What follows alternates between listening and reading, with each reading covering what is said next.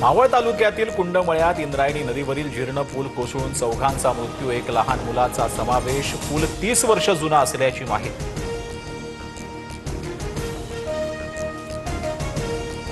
इंद्रायणी पूल दुर्घटनेत एनडीआरएफनं केलेल्या बचाव कार्यात 38 जणांना वाचवण्यात यश, अनेक जण जखमी। शोध मोहीम तात्पुरती थांबवली, क्रेनच्या साहाय्यानं दुर्घटनाग्रस्त पुलाचा भाग पाण्यातून काढला।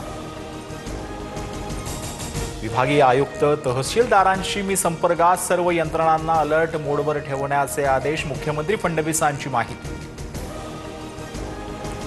इंद्रायणी नदीवरील लोखंडी पूल संपूर्ण सडलेला होता। जीर्ण पुलाच्या जागी 8 कोटींचा नवीन पूल मंजूर आहे, पुण्याचे पालकमंत्री अजितदादांची प्रतिक्रिया।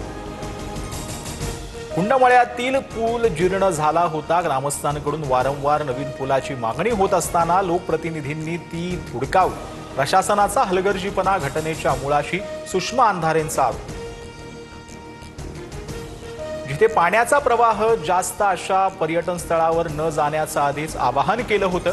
या प्रकरणात प्रशासकीय हलगर्जीपणा झालाय का, याबाबत समिती नेमून चौकशी होणार। पूल दुर्घटनेवरती पुण्याचे जिल्हाधिकाऱ्यांची प्रतिक्रिया। इंद्रायणी नदीवरील पुलावर 50हून अधिक पर्यटक उभे होते।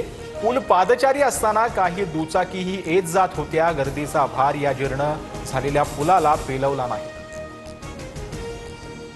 इंद्रायणी नदीवरील पूल दुर्घटनेतील मृतांच्या नातेवाईकांना 5 लाखांची शासकीय मदत जाहीर।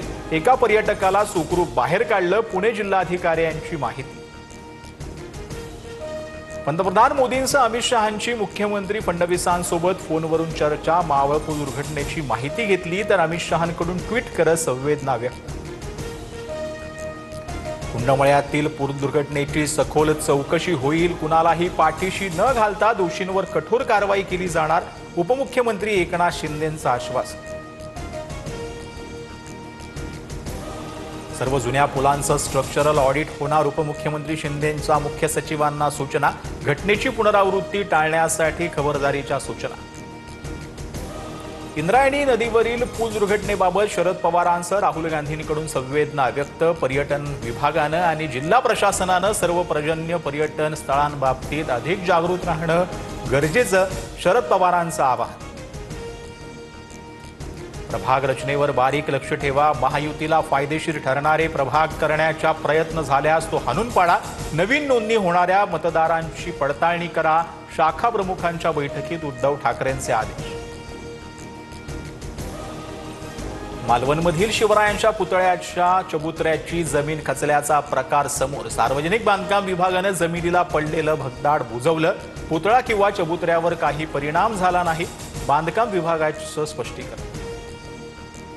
तुळजाभवानी म्हणजे भारत माता, तुळजापूर मंदिर संस्थानच्या पत्रानं नवा वाद।